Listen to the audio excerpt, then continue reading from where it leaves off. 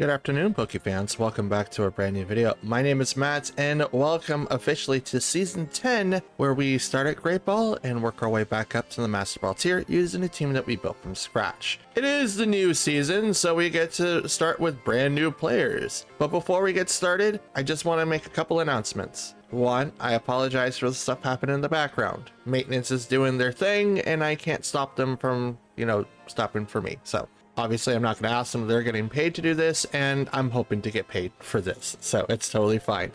Second, no battle today. I ran out of time since I've been working a lot of overtime at work, and being able to do any edits at night has been really preferred, but I woke up extremely late today, so there's no battle, but I will show you the battle box that I'm working with for this particular season. Now, there's another thing that I want to get started with first. This team is going to constantly change. My goal for season 10 is to not sit on the same Pokemon every single time. So I'm gonna have like a theme, and that theme is whether or not it is gonna prove it, whether or not it's gonna be successful. But if I'm gonna be changing like EVs a lot, that's when I'm gonna be doing it. Like, I will be changing the EVs on Pokemon, switching them out from the battle box, and the Pokemon that I select what I think I'm going to need for the season is gonna be in one particular box, and we'll go from there. There's a lot of Pokemon in there, so hopefully you guys like what's coming up. So here's what we've got for season 10. So the VGC team 1, we're going to be highlighting Grimmsnarl, Torkoal, Tornadus, Serena, Fluttermane,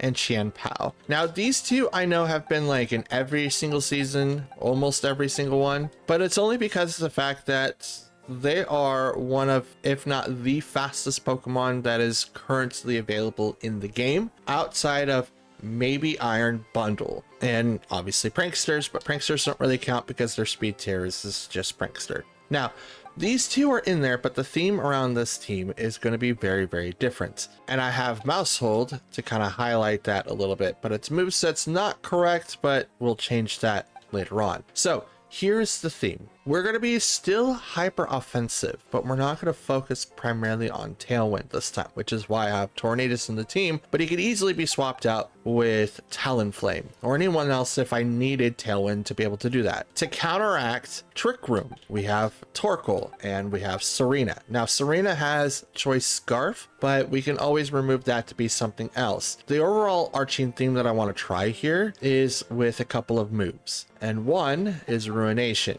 Ruination does exactly half the damage that Pokemon receive, so Chien-Pao's attacks, or at least his attack stat, doesn't really matter because Ruination will automatically do half of the current Pokemon's health. It's not max health, it does the current health. So my thought is this: faster Pokemon, Chien-Pao, attacks first, getting them to at least 50%, at least, right? Then we follow up with the slower Pokemon that hits a little bit harder. Let's say Fluttermane. Choice specs completely set to modest 405, which is why I have Torkoal in there, because then photosynthesis is going to help out quite a bit and raise it another 30%. That would bring our special attack much higher than what a lot of Pokemon can deal with. And because we're choice specs, we are looking at a plus 80%. While in Sun, so Dazzling Gleam, which is a stab move, is going to be doing infinitely higher amounts of damage. Now, that's the only spread move that I have for Fluttermane, and I would prefer this because Chien-Pao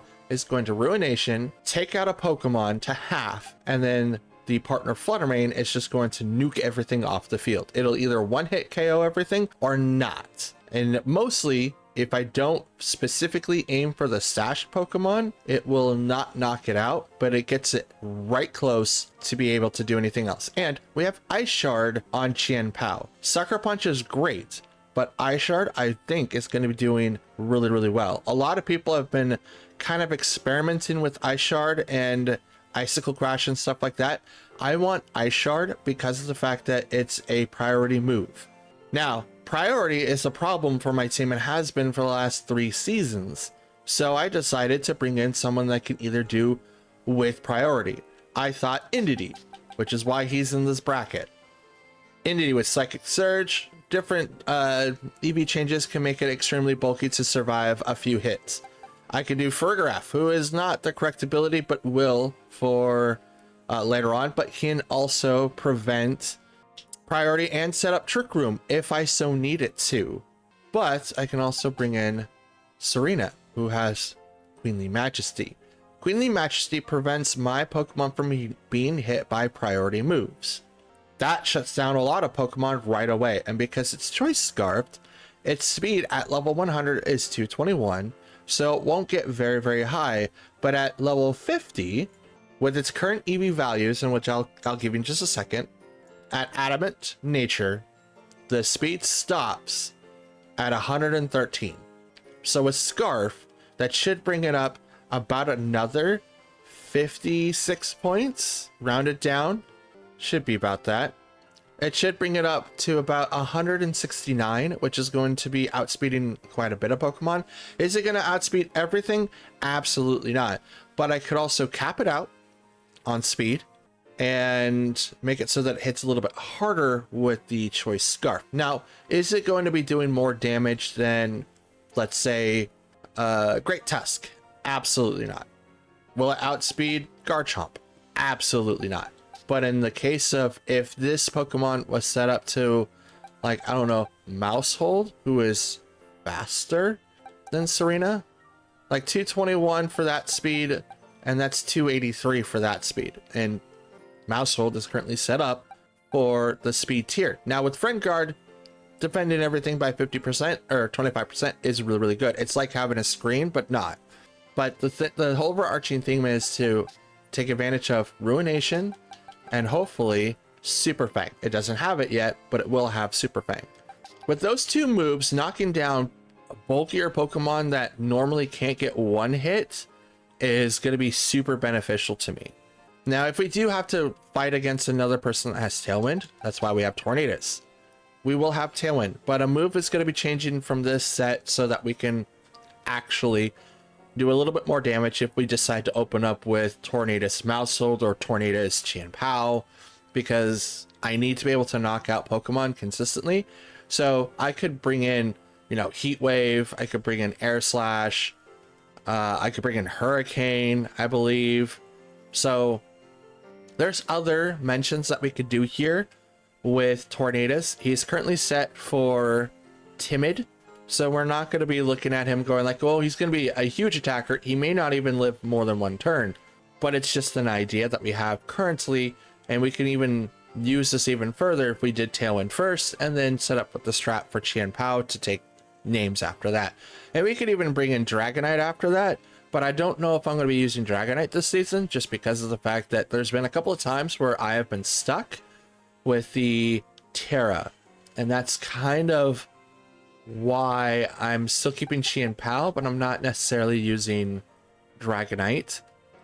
There's other Pokemon, like I brought every Pokemon in that I think that can either slow the game down or counter someone specifically.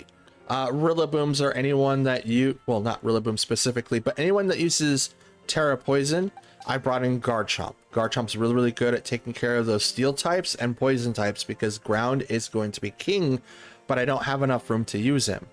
I brought Torkoal to take out the Rillabooms of the world, to take out the Amoonguses of the world, the Chien-Paos of the world, just because he's really, really strong, but extremely frail at the same time. And can also stand up against Chi-Yu. Mousehold can also do a lot of damage to Entity, so on and so forth.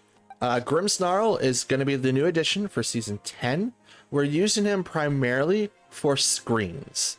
We'll also bring in Fake Out and Parting Shot, but I think we're going to go in with the screens, Fake Out, and then the last one's going to be kind of whatever. The other thing of why I have Iron Hands in here is because he's got Fake Out, a Steel type move, and Drain Punch. But I will be reworking his EVs from last season because I did like him, but he's got, with the Assault Vest, he's got a huge increase of special defense, and it seems like I'm not able to do a whole lot of damage or at least survive a long period of time, and that's because of his EV set. His EV set's really, really weird, but I did like a more bulkier set than anything.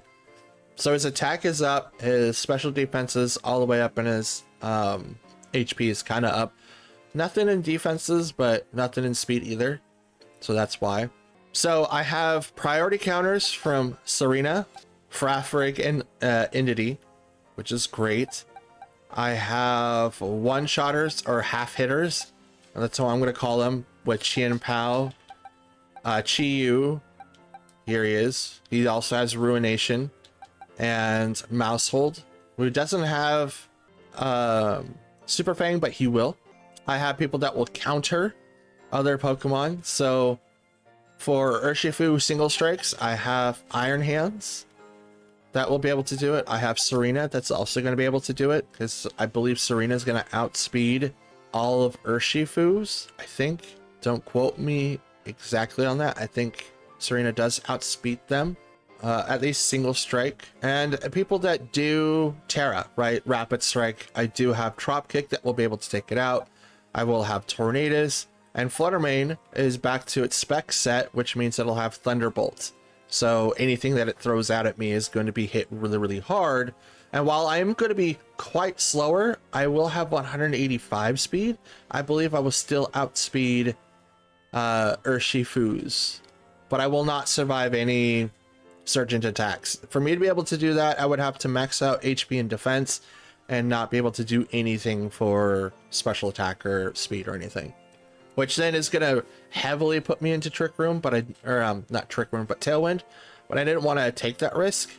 That was going to be the first theme I was going to use, was going to use Tailwind, but don't adjust any speed for all my Pokemon, or at least adjust it to where I would automatically outspeed everyone that is the current meta. So right now, the highest speed that you can get without Tailwind is 312, and that is from Chlorophyll Lilligants. So I would have to at least beat 312 on a lot of my Pokemon, and they may or may not be able to do that. So I didn't want to take it and risk it that way, but it's a pretty good theme.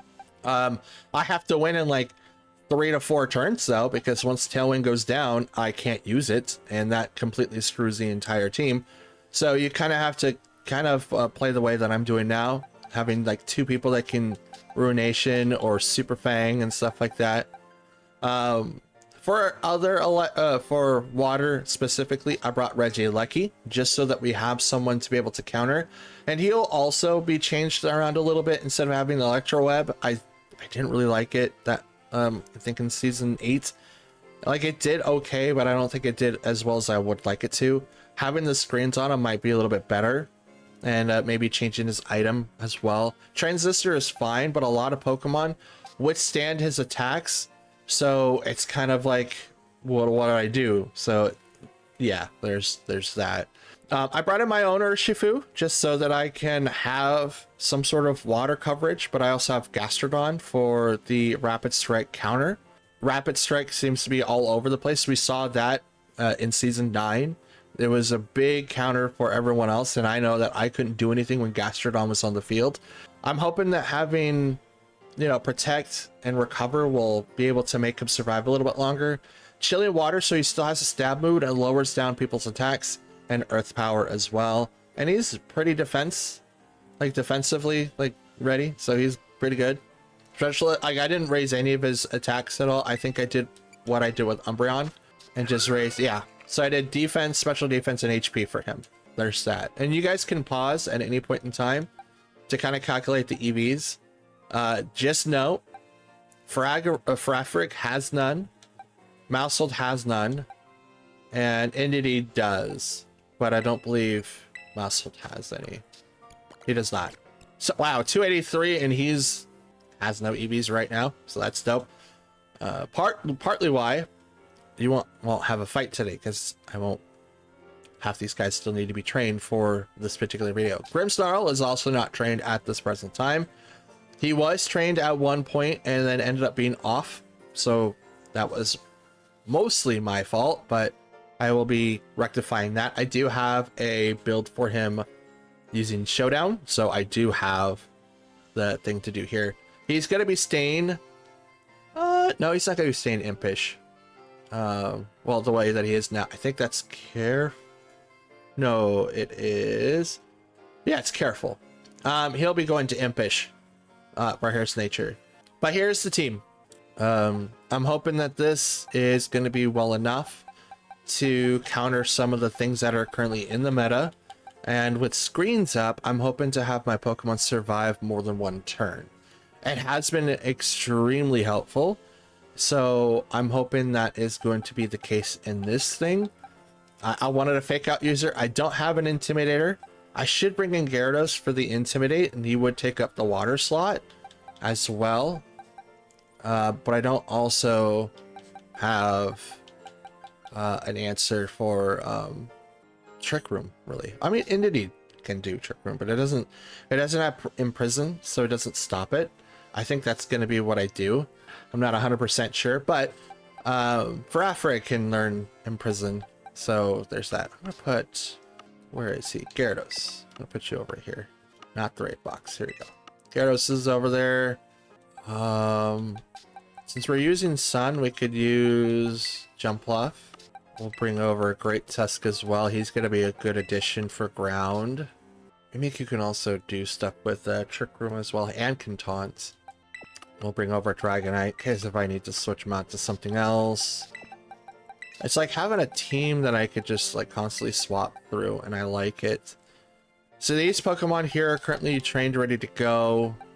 I don't want to bring in my original Lilligant, but I don't think that's going to be good. I mean, Jumpluff is still really good. Rotom is still really good. I want to bring in Umbreon, but I don't think he's going to do anything that's worthwhile. This is the roster that I'll be working with in this season, and hopefully we will have everything that we will need to be the best that there is in Season 10. Regulation E is right around the corner, and it has everything unlocked, including the DLC Pokemon that will be released later on. Actually, the end of the year is going to be where Regulation E really shines.